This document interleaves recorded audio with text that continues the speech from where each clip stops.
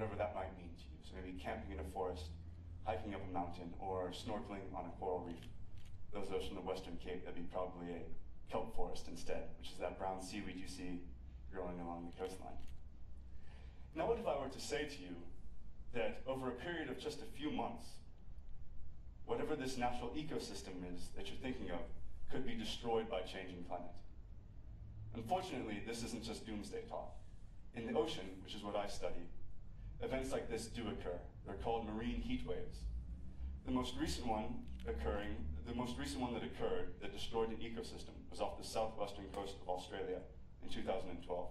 The entire stretch of kelp forest there wiped out, gone, not coming back. We now know that events like this are occurring more often and can occur anywhere in the world, including South Africa. This means destruction of ecosystems, extinction of the species that live in them, and the negative effects that that has on the people's lives that deal with the coastline. So, what can be done? Surely there must be some sort of answer, right? I wouldn't be here if that were the case. Now, I'm very happy to be able to say to you, though, that South Africa has the best coastal temperature network in the southern hemisphere. There's a take-home message for you. And what part of my work here is that I expand that network by installing more temperature recorders along the coastline, all the way from Namibia to Mozambique. I maintain it, and I ensure that other scientists know that these data are freely available for them to do whatever research they're doing.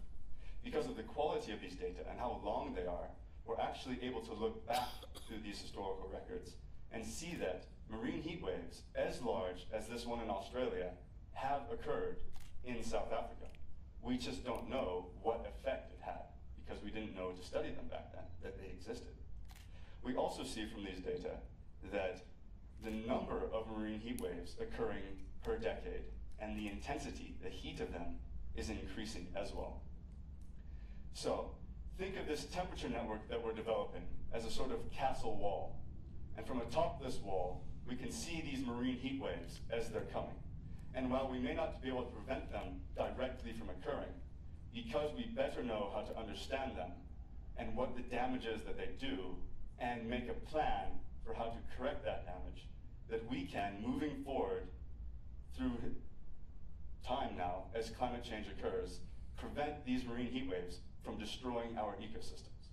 Just because we can't change the rate of climate change and stop it from happening anymore doesn't mean we have to just let it destroy our ecosystems without giving it a fight.